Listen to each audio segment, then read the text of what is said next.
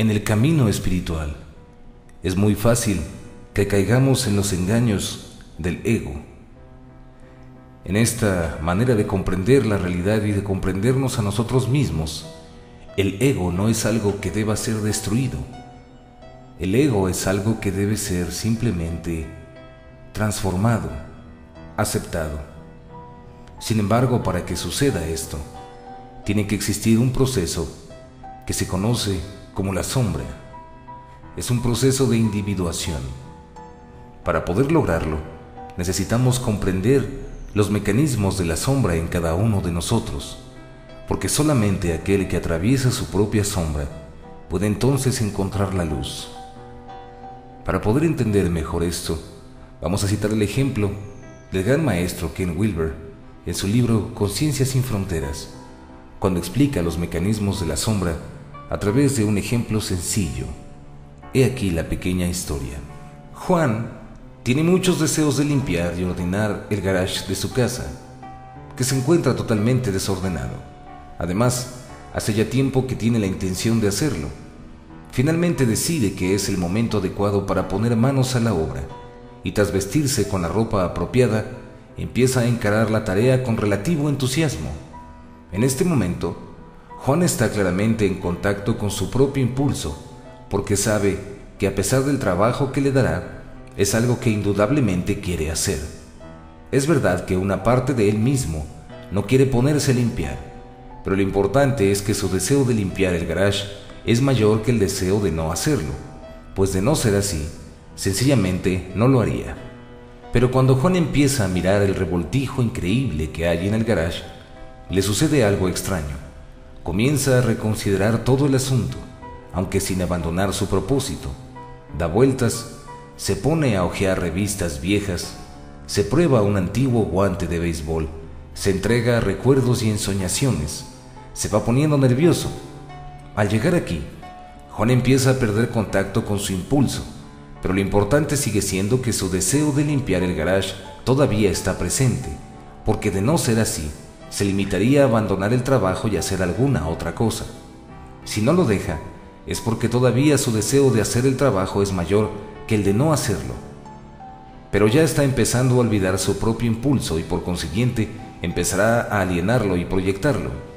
La proyección del impulso funciona de la siguiente manera.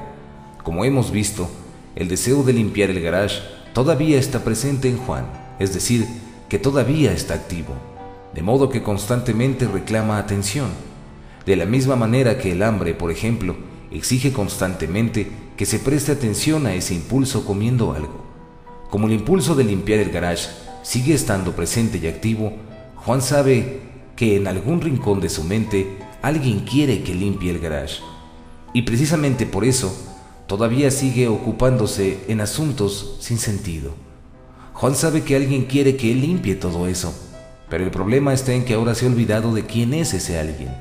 Entonces empieza a sentirse molesto con todo el proyecto, y a medida que transcurren las horas, la difícil situación le molesta cada vez más. Lo único que realmente necesita para completar la proyección, es decir, para olvidarse totalmente de su propio impulso de limpiar el garage, es un candidato adecuado para colgarle su propio impulso proyectado. Como él sabe que alguien está presionándole para que limpie, y esa presión está sacándole de quicio, le encantaría de veras encontrar a ese otro que le está presionando. Entra en escena la víctima desprevenida, la mujer de Juan, que pasa casualmente por el garage. Asoma la cabeza y le pregunta con inocencia si terminó con la limpieza. Con un moderado arrebato, Juan le grita que no le atosigue, porque ahora siente que no es él sino su esposa quien quiere que él limpie el garage. La proyección se ha completado, porque ahora parece como si el propio impulso de Juan llegara desde afuera. Él lo ha proyectado, lo ha puesto del otro lado de la valla, y desde ahí parece como si le atacara. Por consiguiente, Juan empieza a sentir que su mujer le presiona. No obstante, lo único que realmente siente es su propio impulso proyectado, su propio deseo de limpiar el garage desplazado, puesto fuera de su lugar. Juan podría gritarle a su mujer que no tiene ganas de limpiar el maldito garage y que a ella le importuna presionando. Pero si realmente él no quisiera limpiar el garage, si ese impulso no fuera cierto, le habría dicho a su mujer que había cambiado de idea y que lo limpiaría en otro momento. Si no lo hizo, es porque en algún rincón de su mente sabía que alguien quería. Desde luego, que el garaje estuviera limpio, pero como no era él, tenía que ser otra persona. La mujer, naturalmente, es una candidata adecuada, y tan pronto como entra en escena, Juan carga en ella su impulso proyectado. En pocas palabras, Juan proyectó su propio impulso y por consiguiente lo experimentó como un impulso externo, que venía desde afuera. Otro nombre para el impulso externo es presión. En realidad, cada vez que una persona proyecta algún impulso, se siente presionada. Siente que su propio impulso se vuelve contra ella del exterior.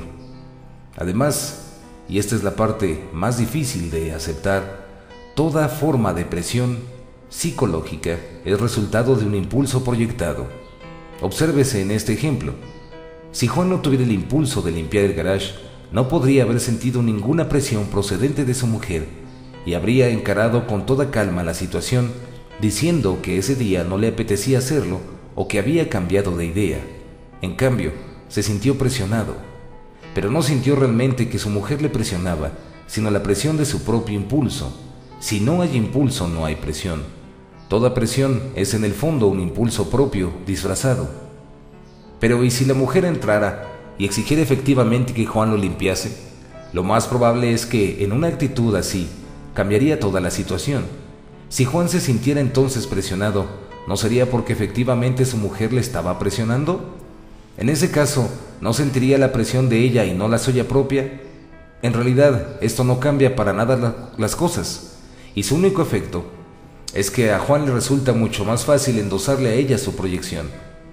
Si decimos que la esposa es un buen gancho, es porque exhibe la misma tendencia que Juan está a punto de proyectar sobre ella, lo cual hace que a él le resulte sumamente tentador proyectar su impulso sobre su mujer. Pero aún así el impulso sigue siendo de él. Él debe tener el impulso y debe proyectarlo, pues de lo contrario no habría sensación de presión. De hecho, su mujer podría estar presionándole para que hiciera algo, pero él no se sentiría realmente presionado si no quisiera también hacerlo, y entonces lo proyectara. Sus sensaciones no son más que eso, sus sensaciones. Así pues, los terapeutas que trabajan en este nivel sugieren que la persona que constantemente se siente presionada sencillamente tiene más impulso y energía de lo que cree. Si careciera de ese impulso, le tendría por completo sin cuidado. Así, el individuo bien informado, cada vez que siente alguna forma de presión procedente de su jefe, de su esposo o esposa, en la escuela, los amigos, de los socios, de sus hijos, aprende a usar esos sentimientos como señal de que tiene cierta energía, algún impulso del que en ese momento no es consciente. Aprende a traducir "me siento presionado" como "tengo más impulso de lo que creo". Y una vez que se da cuenta que todos los sentimientos de presión son impulsos suyos que no había advertido, ya puede decidir si actúa siguiendo su impulso o si posterga la acción. Pero haga lo que haga, finalmente sabe que el impulso es totalmente suyo. El mecanismo básico de la proyección como tal es, pues, bastante simple. Un impulso, enfado, deseo o lo que sea, que surge en uno y que naturalmente apunta al medio, cuando es proyectado, aparece como un impulso que se originase en el medio y que apuntara hacia uno. Es un efecto de boomerang y uno acaba golpeándose con su propia energía. Ya no pugna por actuar, se siente empujado a actuar. Ha puesto el impulso al otro lado de la demarcación entre lo que uno es y lo que uno no es. Y entonces naturalmente el impulso le ataca desde afuera, en vez de ayudarle a atacar al medio. Podemos ver que la proyección de la sombra tiene dos consecuencias principales. En primer lugar, uno siente que le falta por entero el impulso, rasgo o tendencia que proyecta. Y en segundo lugar, parece como si existiera ahí afuera, en el medio, generalmente en otras personas, lo que uno es disminuye y lo que uno no es aumenta. Pero por incómodo que esto pueda ser, una persona que está proyectando defiende energéticamente su visión errónea de la realidad. Si nos acercáramos a Juan mientras le está gritando a su inocente esposa e intentáramos señalarle que su sensación de que le presionan y le molestan es realmente su propio impulso, lo más probable es que nos atacara, pues es de la mayor importancia que el individuo demuestre que sus proyecciones están realmente ahí afuera, amenazándole. Sea como fuere, la mayoría de la gente presenta una fuertísima resistencia a aceptar su propia sombra, admitir que los impulsos y los rasgos que proyectan son suyos, y en realidad la resistencia es una importante causa de proyección. Una persona que se resiste a su sombra, se resiste a los aspectos de sí misma que le disgustan y por consiguiente los proyecta, de manera que ahí donde hay una proyección, está al acecho alguna forma de resistencia. En ocasiones esta resistencia es leve y otras veces violenta, pero en ninguna parte se pone más claramente en evidencia su funcionamiento como en esa forma de proyección tan difundida que es el fenómeno conocido como la cacería de brujas. Casi todo el mundo en alguna ocasión ha visto, oído hablar o ha participado de algún modo en este efecto que se conoce como la cacería de brujas. Por más grotescas que puedan ser estas cosas, constituyen un ejemplo de los desastres que puede provocar la proyección y la persistente ceguera de la gente hacia sus propias manías. Al mismo tiempo, la cacería de brujas ofrece el ejemplo más claro de la verdad de la proyección, la verdad de que aborrecemos en los otros aquello y solo aquello que secretamente aborrecemos en nosotros mismos. La cacería de brujas se inicia cuando una persona pierde de vista algún rasgo o tendencia que lleva en sí misma y que considera maligna, satánica, demoníaca o por lo menos indigna. De hecho, esa tendencia o rasgo podría ser la mayor nimiedad, una mínima perversidad humana, terquedad o picardía. Todos tenemos nuestro lado oscuro, pero lado oscuro no significa lado malo, sino tan solo que todos tenemos una cierta medida de perversión, algo de ratero en el fondo de nuestro corazón. Y si nos damos cuenta de su presencia y la aceptamos, la vida es mucho más sabrosa. Según la tradición hebrea, el propio Dios puso desde el principio esta tendencia desviante, caprichosa o perversa en todos los seres humanos, tal vez para que la humanidad no se muriese de aburrimiento. Pero el fenómeno del cazador de brujas, cuando una persona cae en este juego psicológico, cree que él está libre de esa perversidad y adopta hasta cierto punto una característica actitud virtuosa. No es que le falte esa pizca de malignidad natural como le gustaría y querría hacernos creer, sino que se siente sumamente incómodo con ella, le presenta resistencia en su interior, trata de negarla, intenta expulsarla, pero esa perversidad sigue ahí, como debe ser, y sigue siendo suya, reclamando clamorosamente que le preste atención.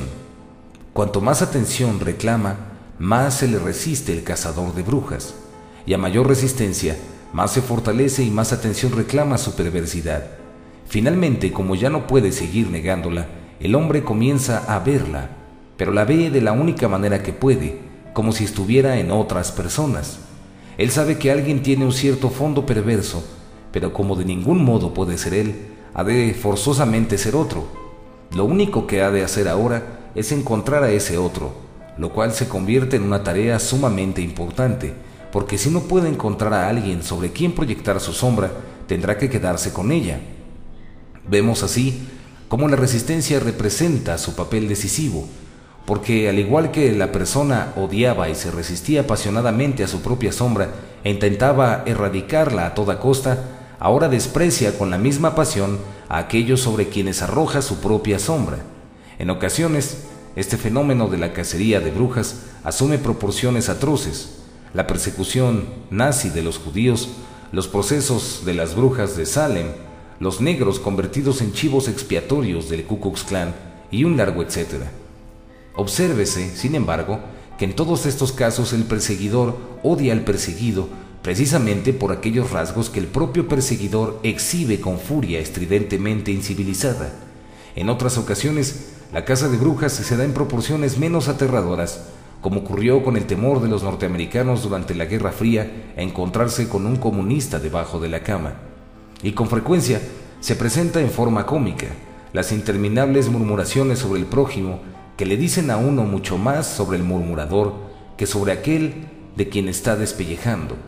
Pero todos estos son casos de individuos desesperados por demostrar que su propia sombra le pertenece a otro.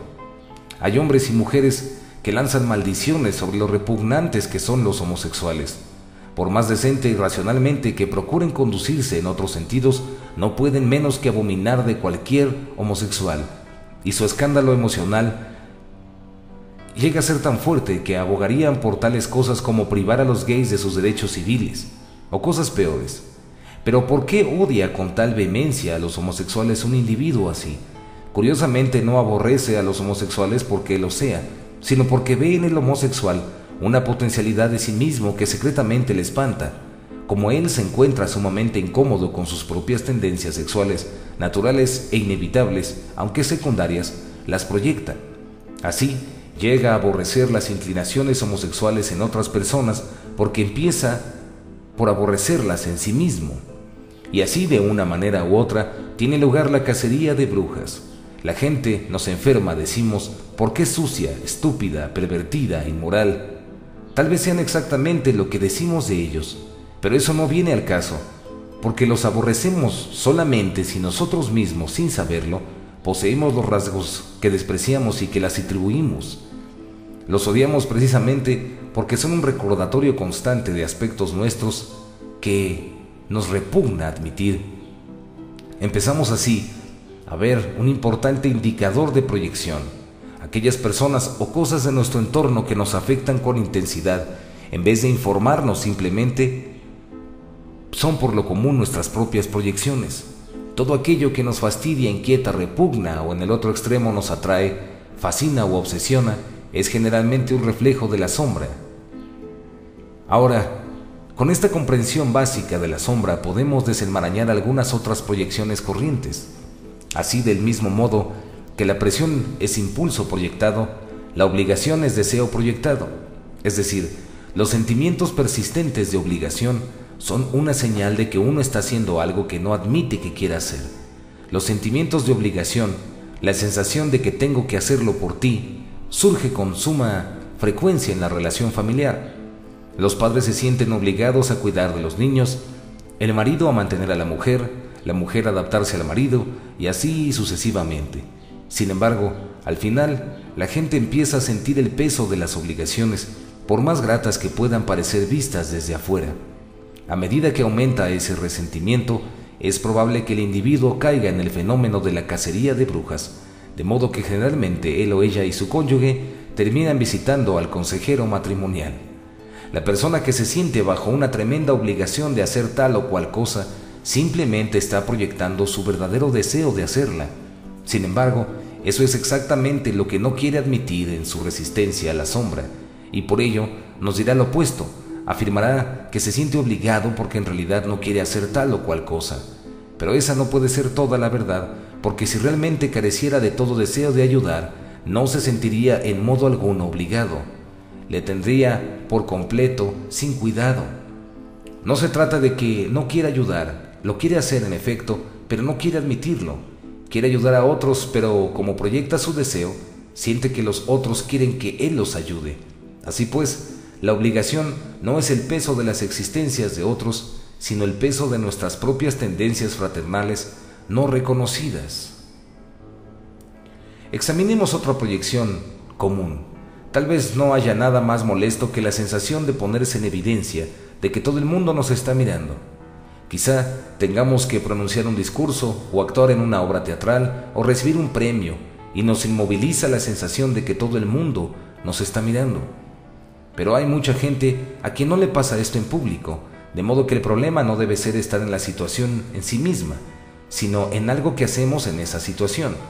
Y lo que hacemos, en opinión de muchos terapeutas, es proyectar nuestro propio interés por la gente, de modo que parece como si todo el mundo se interesara por nosotros. En vez de mirar activamente, nos sentimos mirados. ¿Cómo prestamos nuestros ojos al público? El interés natural de éste por nosotros parece desproporcionado, inflado, un interés monstruosamente concentrado sobre nuestra propia persona para observar cada movimiento, detalle y acción. Como es natural, eso nos inmoviliza, e inmóviles nos quedaremos mientras no nos animemos a recuperar la proyección, a mirar en vez de sentirnos mirados, a prestar atención en vez de sentirnos el centro de ella. En la misma línea, imaginemos lo que podría suceder si una persona proyectara un mínimo de hostilidad, una mínima parte de su deseo de agredir a su entorno. Sentiría que la gente se muestra innecesariamente hostil y provocativa con ella, y por consiguiente empezaría a sentirse intimidada, temerosa, quizás incluso aterrorizada por la cantidad de energías hostiles dirigidas a ella. Pero ese miedo no sería un resultado del entorno, sino de su proyección de hostilidad sobre el entorno. Así, en la mayor parte de los casos, cuando alguien siente un miedo infundado a personas o lugares, no es más que una señal, una advertencia de que la persona que así siente alberga un enojo y una hostilidad que ella desconoce. De manera similar, una de las quejas más corrientes de quien busca apoyo emocional es que se siente rechazado. Estas personas sienten que no le gustan a nadie, que nadie les quiere o que todo el mundo les muestra una actitud muy crítica. Sienten con frecuencia que eso es doblemente injusto porque a ellas en principio les gusta todo el mundo. No creen tener apenas tendencias de rechazo. Se esfuerzan todo lo posible por ser cordiales con la gente y no adoptar actitudes críticas. Pero estos son precisamente los dos rasgos distintivos de la proyección. Uno carece de esa característica y todos los demás rebosan de ella. Pero como saben todos los niños, hace falta ser uno para conocer a uno. La persona que siente el rechazo de todo el mundo es totalmente inconsciente de sus propias tendencias a rechazar y criticar a los demás. Estas tendencias bien pueden ser un aspecto secundario de su personalidad, pero si el sujeto las ignora, las proyectará sobre todos aquellos a quienes ve y conoce.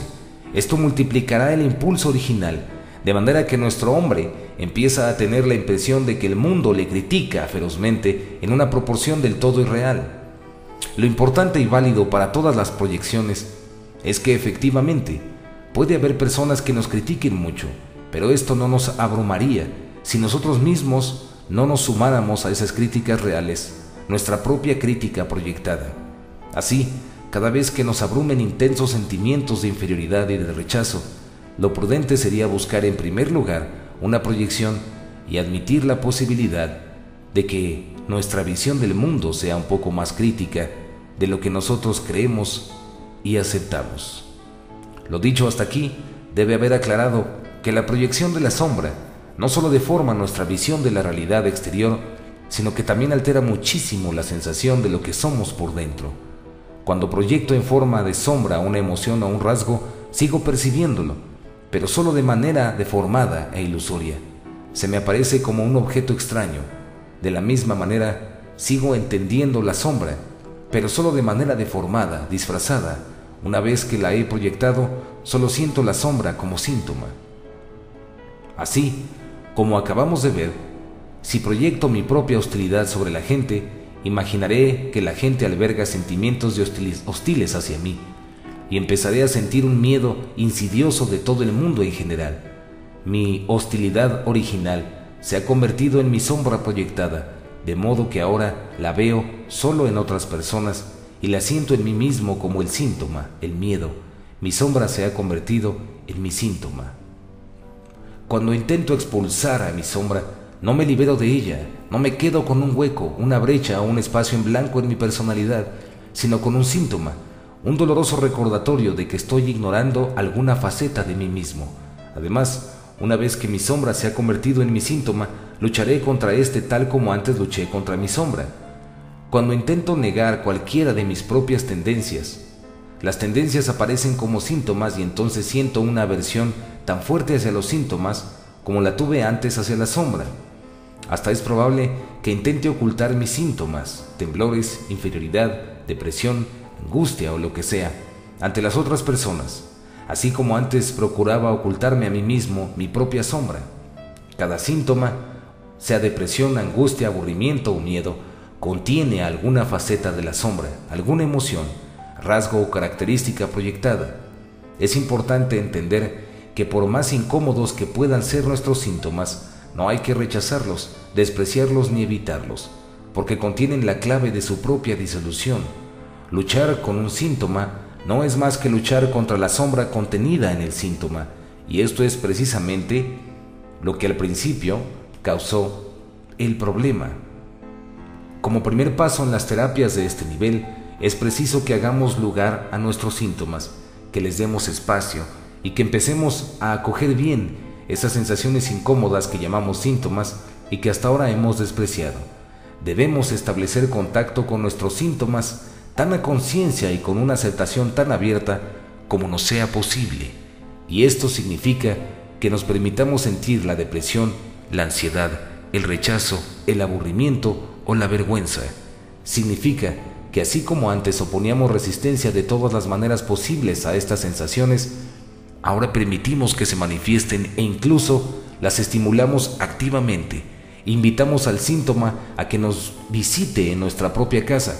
Lo dejamos moverse y respirar libremente mientras procuramos seguir teniendo conciencia de él en su forma propia. Este es sencillamente el primer paso de la terapia y en muchos casos es lo único que se necesita, pues en cuanto aceptamos realmente un síntoma, aceptamos también una gran parte de la sombra oculta en él. Entonces, el problema tiende a desaparecer.